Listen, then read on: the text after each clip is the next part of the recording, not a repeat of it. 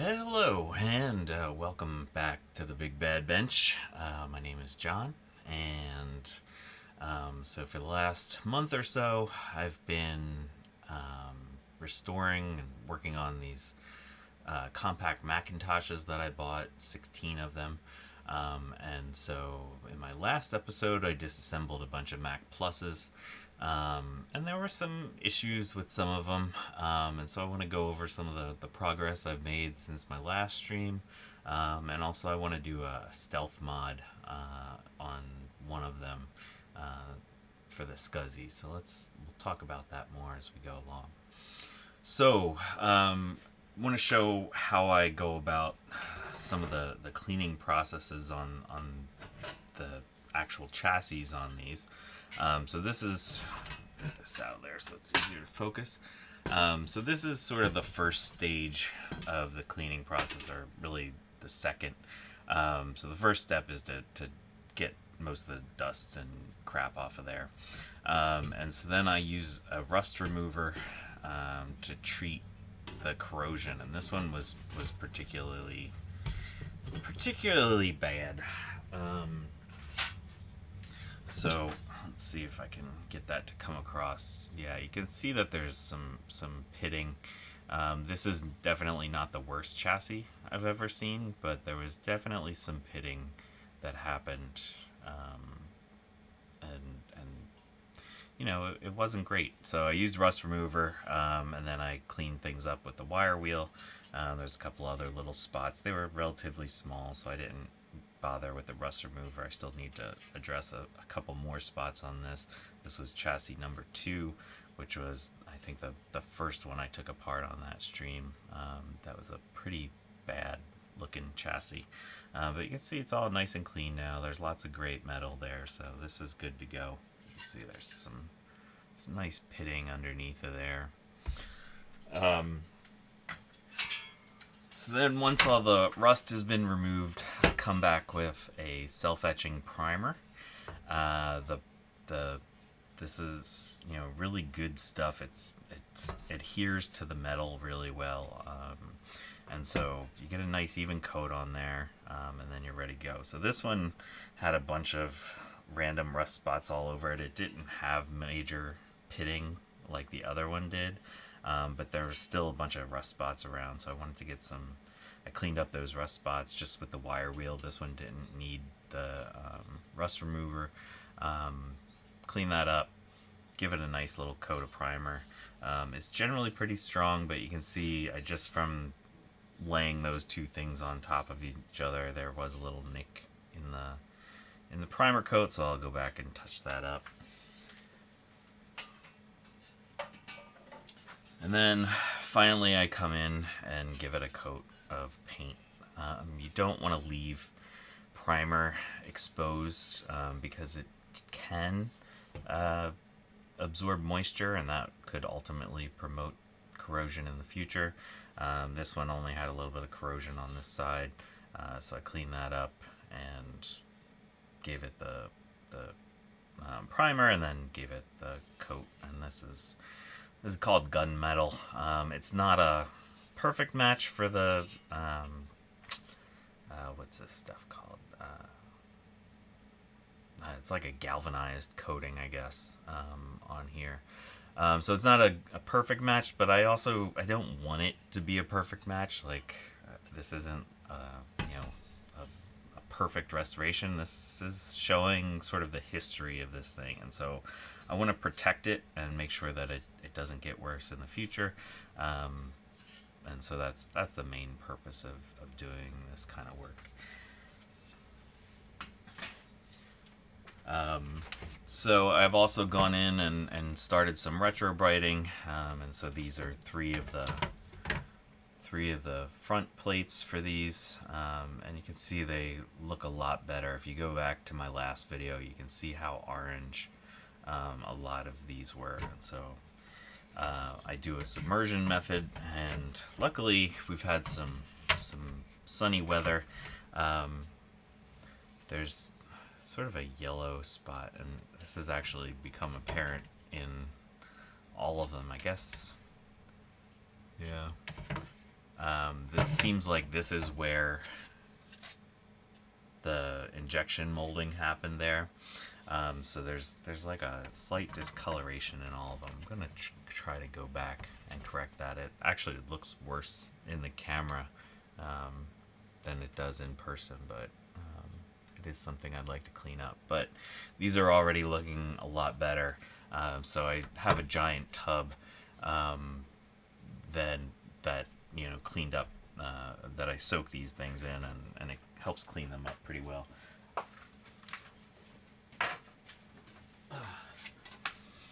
And yeah, hey Eric. So I used the Rust-Oleum self-etching primer for this, and then I use a Rust-Oleum metallic kind of paint for the rest of it. So, all right. Another thing.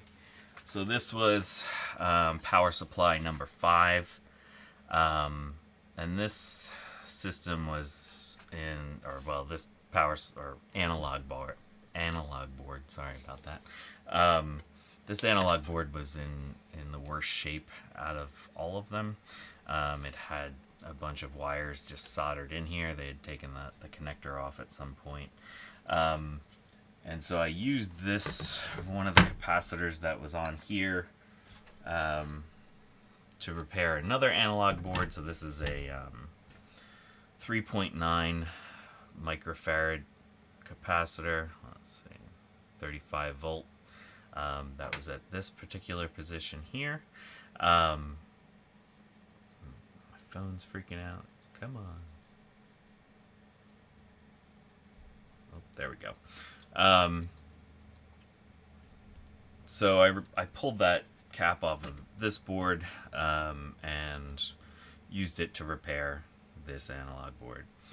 So this one's good to go now. I still need to change up the refas from out of here, but that one should be good to go.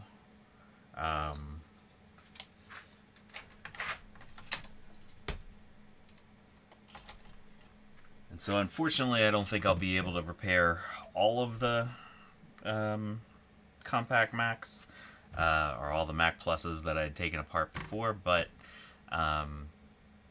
we'll see what happens. And so I figured that I kind of have an extra motherboard. And so this is the motherboard out of that machine. Too far. There we go. And so one of the things I'd like to try is doing a stealth mod. And so one of the other things I've done in the last week is I bought some more BlueSCSIs. And the Mac Plus was not a system that had an internal hard drive. And you can use a BlueSCSI if you add a diode at this position here at CR1. You can use a BlueSCSI on this thing, and it works really nice. But you kind of have to have you'd have to have the BlueSCSI hanging off the end, and it just kind of sticks out there. And so one of the things I wanted to try is, can we put in an internal SCSI cable in this thing and get it to recognize the BlueSCSI internally and boot off of it. I found online a blog called My DIY Blog, yet another tinkering weblog, and the link to that is in my description. And inside of that blog, there was a link to the chip for the SCSI controller. And if you look at this chip, you can see all the pinouts of what different pins on that chip link to. And so then I found another website that's also linked in my video description that shows the SCSI pinout. And so if you take a look at a SCSI cable, You can go through it and figure out which is which. And I'm kind of old school, and so I just went in and used a little bit of masking tape and labeled up each pin and what it does. And so I've already gone through and tied together all the grounds.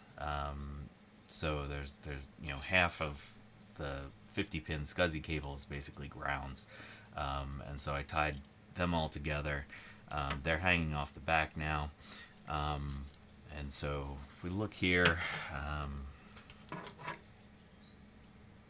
you can see all the little labels I've made here. And so like pin 2 was data 0, and so if you go onto the board and look at the chip, or I've gone in and actually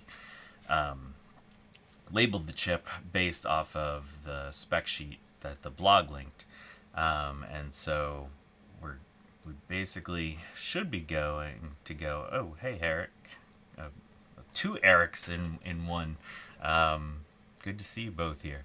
And so yeah, I want to wire up. I think I'm gonna mostly wire up these pins directly to the SCSI chip controller itself. The power is gonna have to go here, and then I'll run some of the grounds to these ground lugs over here. So I'm thinking this should work, but I might totally screw something up and we'll make the fire. And so let's get started on this. I have my soldering iron all good to go. It's gonna be interesting to see how all these wires go, and basically I'm planning on that if I get this to work, I'll come up with a more elegant solution for the rest of them. So what I'm gonna do first is just tin up some of these pins. So that first pin actually isn't used for the connector.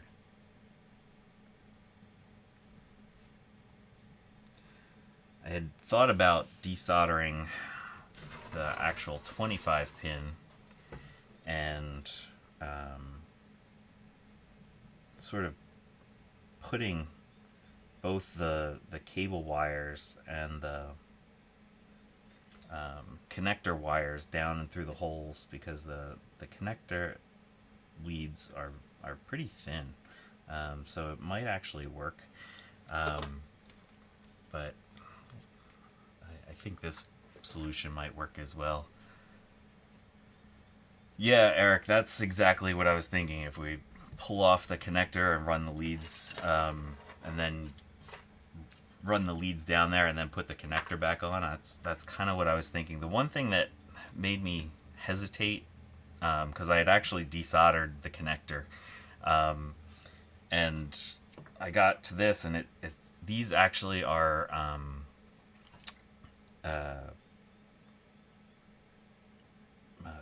shoot, what's the word I'm looking for?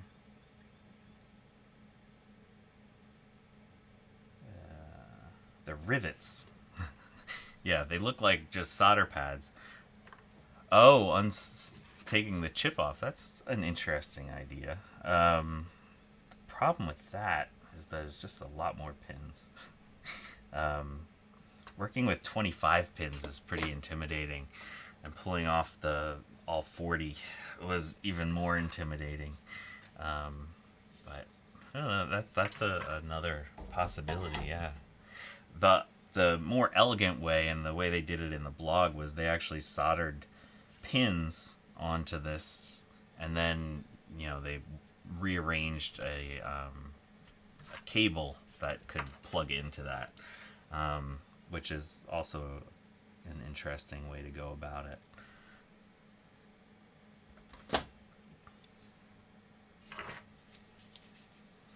Alright, so what I want to do is I'm going to make these a little shorter.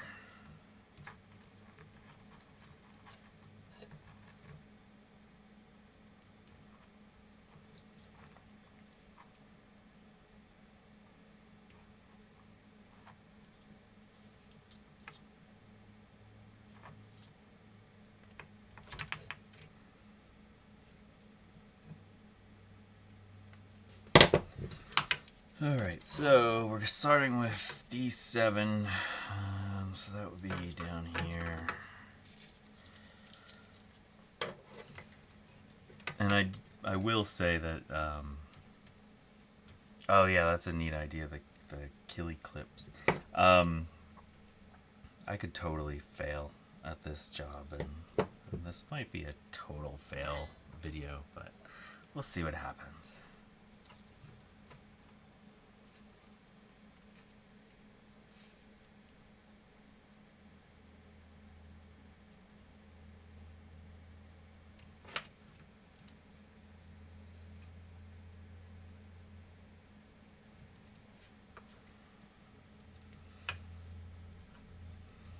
Okay, there's D7.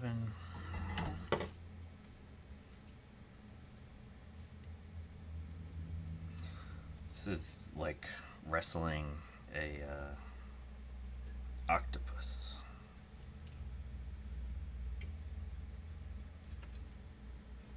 Okay, there's D6.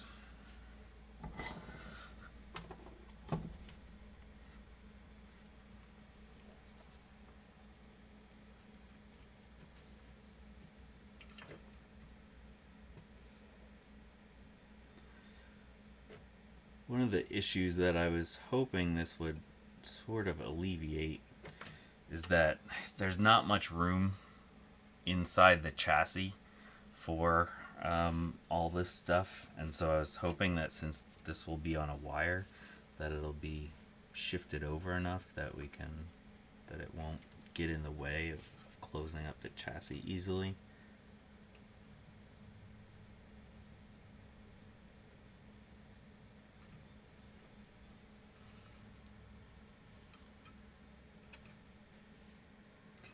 So that's 4.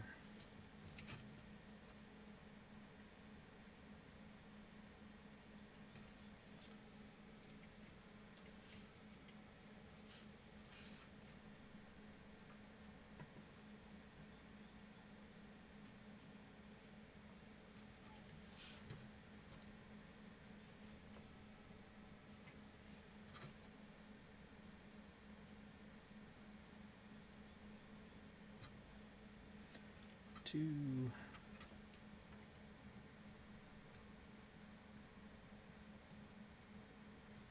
One. 0.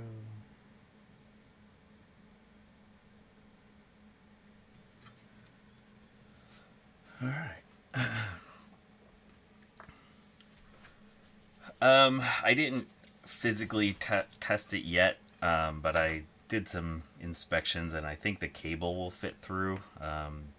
There's enough to fit stuff between here and the chassis. It's pretty tight. All right, so that's all those. Our next one is our parity, which is this one.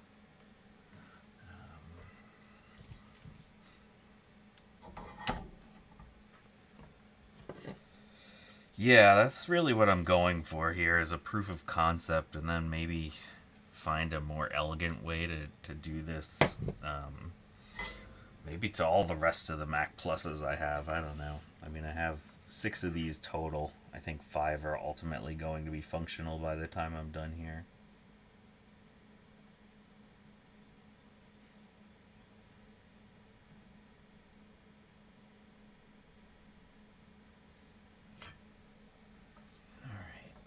Parity is next. What?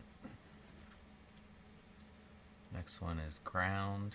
I think I'll skip that and go to the select.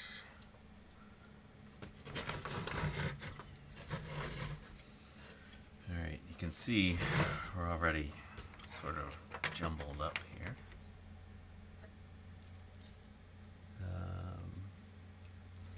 Where's my select pin? Okay, select. It's all the way over here. Oh man, this is a mess. Okay. I've got to make this shorter.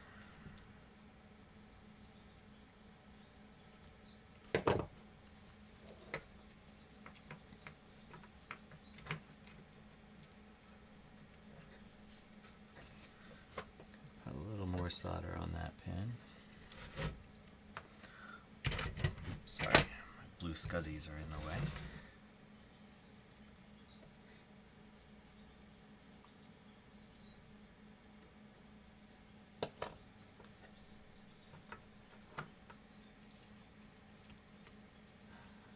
Having all these pieces of tape is definitely not helping me here.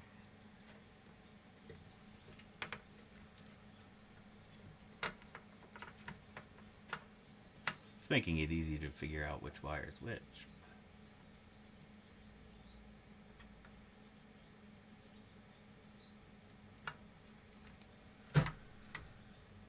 Okay.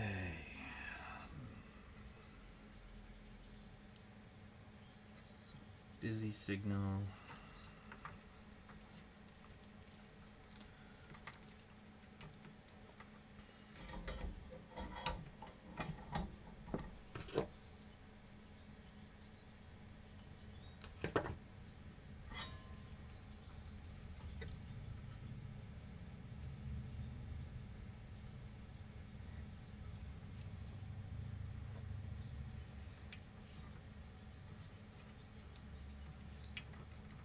ACK pin. I don't know what ACK does.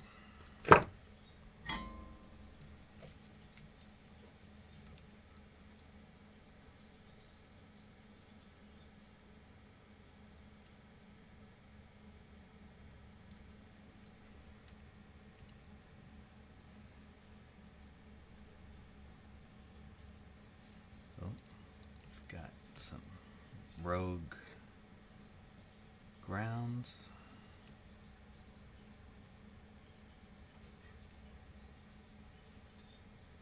What's this one? So after ACK, ATN.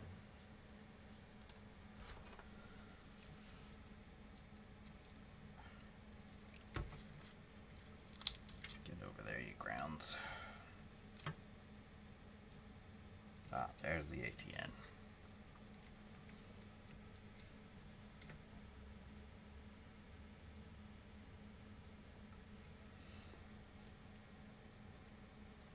Reset.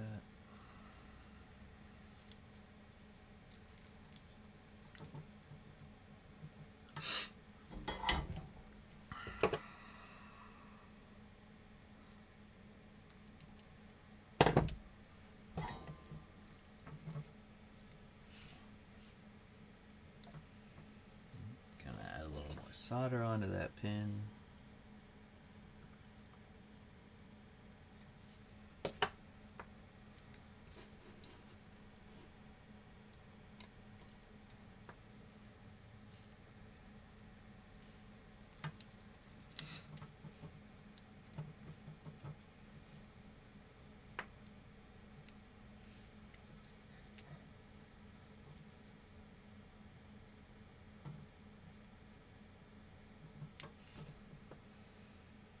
Okay, so now we're on to I/O.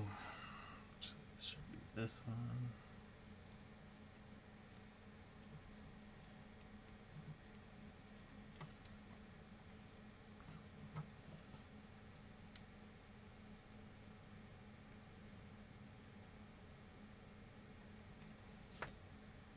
Then CD.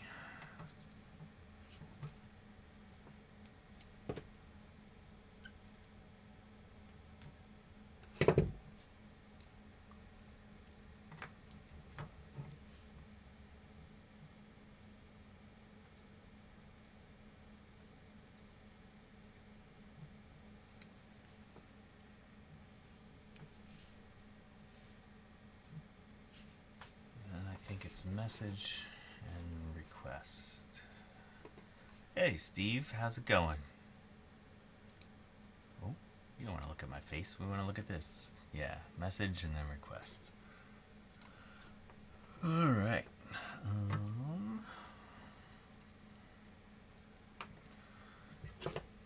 So I am making a giant mess.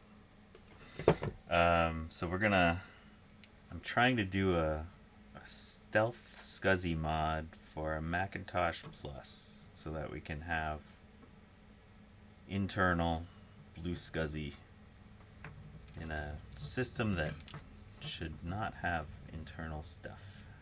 Well, aside from the 800K drive. Alright, so I think we have everything connected to the chip. It doesn't look like there's anything touching other things. This termination power is a little sketchy, but I'm still gonna do it anyway. I would like to have something a little bit stronger for this, but it should be fine for some basic testing.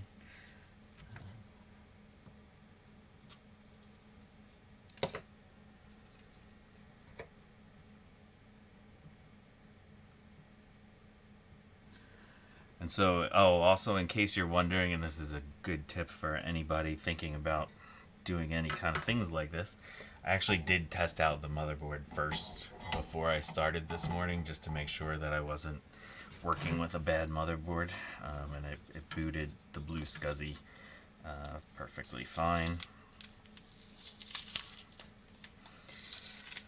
And since there are so many grounds, I tied a bunch of them together. Oh yeah, there's a bunch of no connections theoretically here.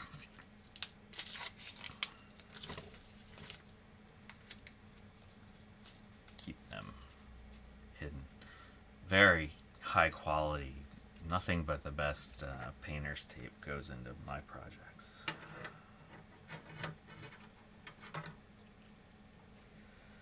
I think I'm going to try to pass these back through this way. I should have planned that first. Always know where your grounds are going.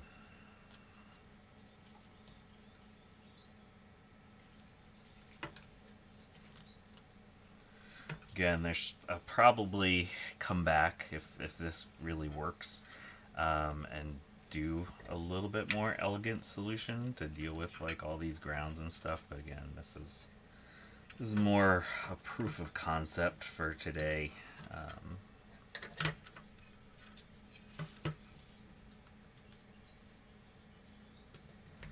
Excuse me.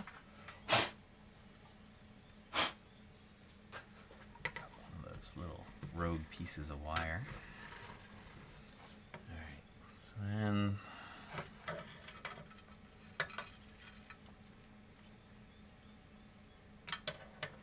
I'm just going to come and tap these. I checked and made sure that these are really grounded. I know in certain Apples or certain Macintosh systems that what you think are grounds might not actually be grounds sometimes. But I did check, and these leads were continuous with the ground lead in the actual SCSI connector. I hit them with just a little bit more solder.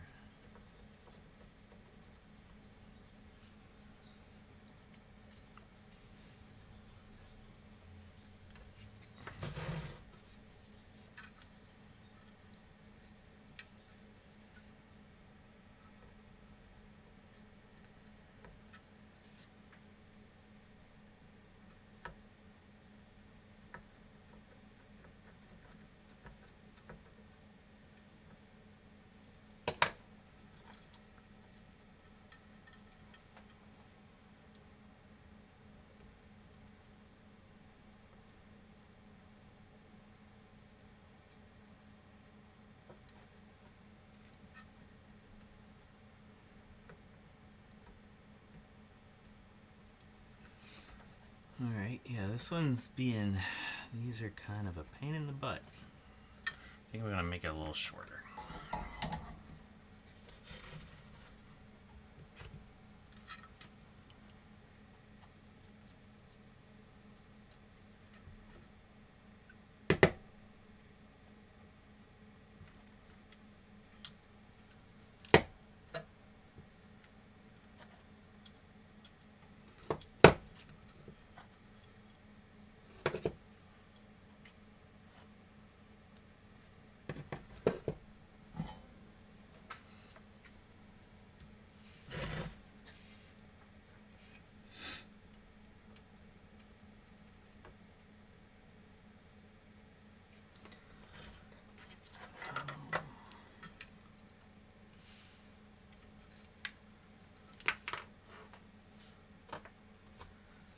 This is a lot of stuff to try to wrestle on in here.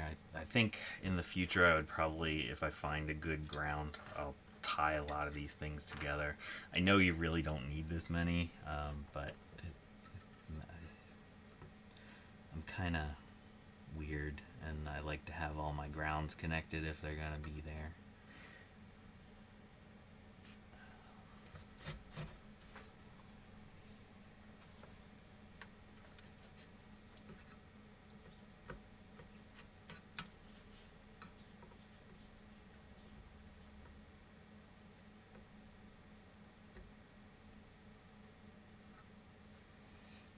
These are kind of interesting solder joints because probably would normally want to run a bigger tip on something like this, but it's kind of hard to fit down in there. Alright, let's go here. Let's do this one.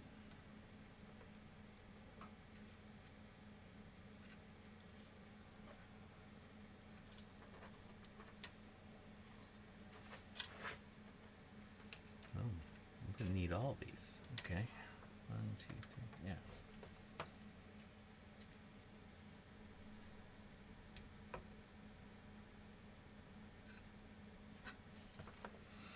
And for those of you joining late, not that you're late, just joining after I already said this, but so last time I took apart a bunch of Mac Pluses, and I don't think I'm going to be able to get all of my Mac Pluses fully restored, and so this is basically the motherboard from the one that I don't think I'll be able to completely restore, and so it's not like I'm destroying a motherboard for no reason.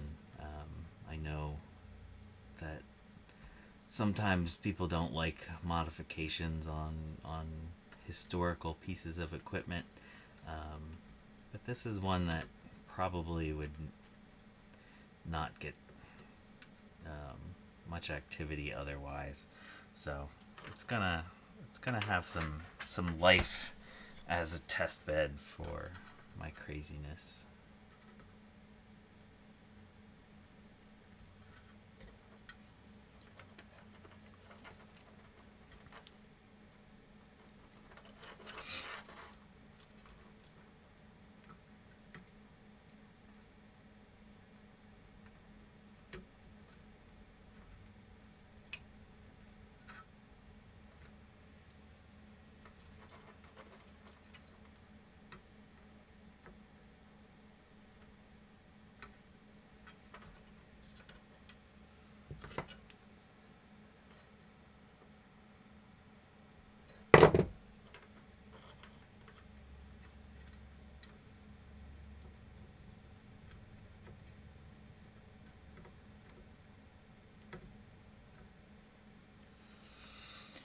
All right, so I think we're all connected.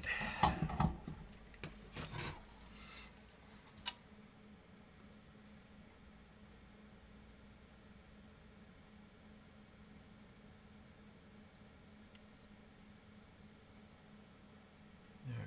gonna go through and just check real quick to make sure that there aren't any shorts where there shouldn't be. So hopefully our grounds are good. Switches.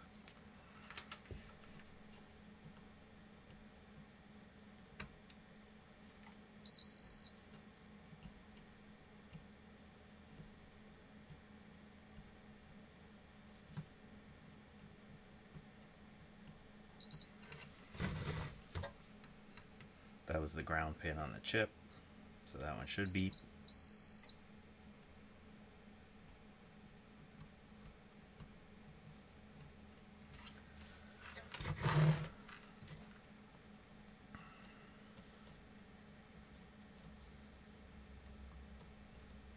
All right, so that was a pretty cursory connection check. Let's plug this beast in.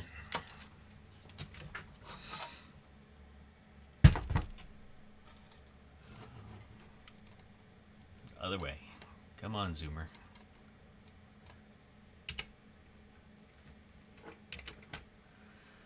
Alright, so this is a Mac Plus that I didn't show on my last stream. This is one that I don't plan on restoring, although now that I'm looking at it again, I see that there's corrosion over here, and that there was some in the battery connector, so I guess I will be taking this one apart too. So let's see what kind of mess we make here trying to get this motherboard in here. So I did mark on here where I think I can sort of lead things through, so I'm going to try to push everything this direction. I'm going to stick this up through this hole.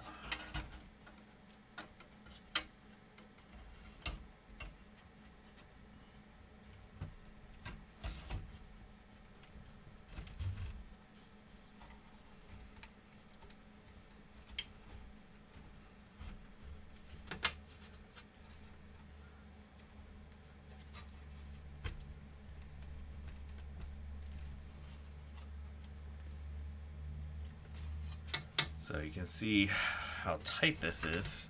So I'm trying to get that through there, and you can see the depth of the connector is actually holding me up right there, but it's not a big issue.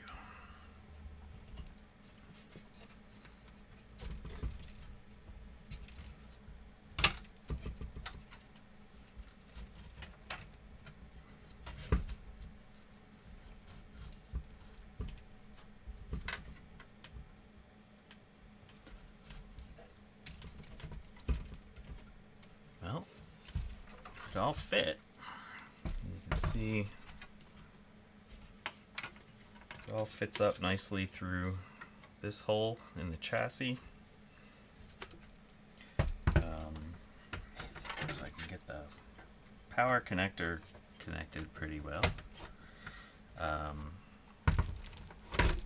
With all those wires, it is going to be tight for the floppy connector, but I should theoretically be able to get them moved out of the way.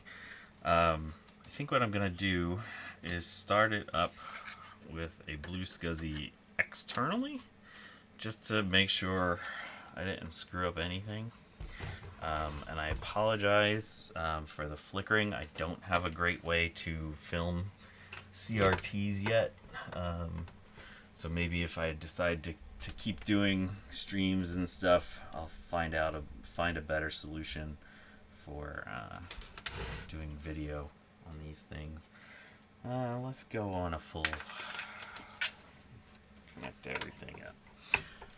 Alright, so theoretically nothing shorted.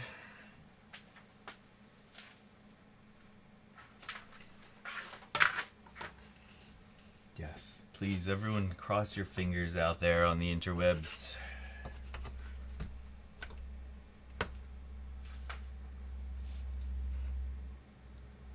Three, 2, 1. We got bong.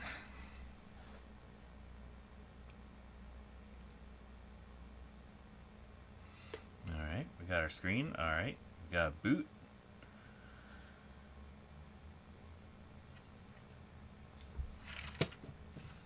Just another shout out to you, Steve, for doing a video about these adapter majigs. I wouldn't have one of these if it wasn't for your video. I really need to move this tape.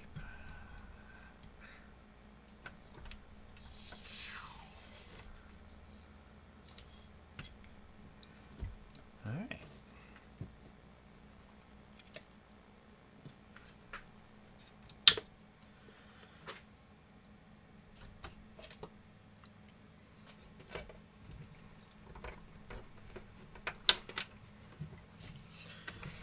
So let's turn this thing around. Disconnect the external BlueSCSI.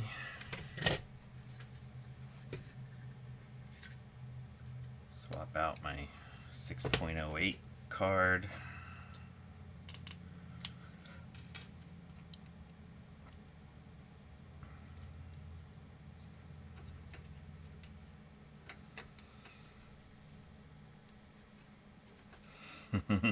How many Mac mice and keyboards did I get with my Mac Pluses? 0. And that's why I had to build one of these little adapters. So back, what month was it? It was in March. It was at the end of March. There was a scrapper that had posted a lot of 16 compact Macs. And so I had contacted him to purchase them. And we agreed on a price, and then he stopped contacting me. And then they showed up on eBay. And so I wound up buying them from another guy off of eBay. So I have 16 of these things. It was only the systems, no keyboards, no mice. Alright, here we go. BlueSCSI internal. We got Bong.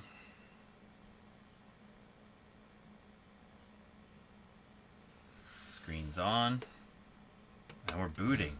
Nice!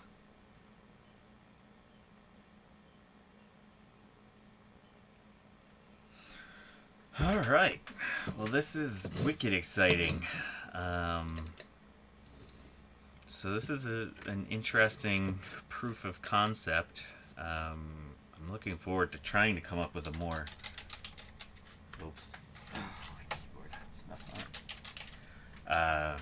A more elegant solution to this setup, but this is a really good first start. I'm super excited about this. Kind of adds a lot of functionality to these things, and it makes it so that they don't look any different than they would have originally by doing it this way. So this is cool. I had anticipated this taking a little bit longer, but I think I'm still gonna end the stream shortly. Thank you all for showing up. Oh yeah, I also want to say thank you to everyone that's subscribed to my YouTube channel.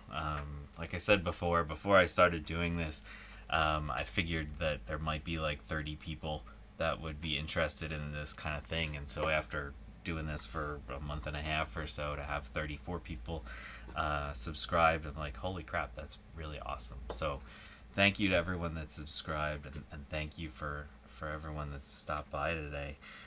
Yeah, it would be neat to come up with something that... Oh, shoot. I just did something. Where it wouldn't be such a cluster down in here. So, it's something to think about. But yeah, it'll be cool to have an all sealed up. Like I have...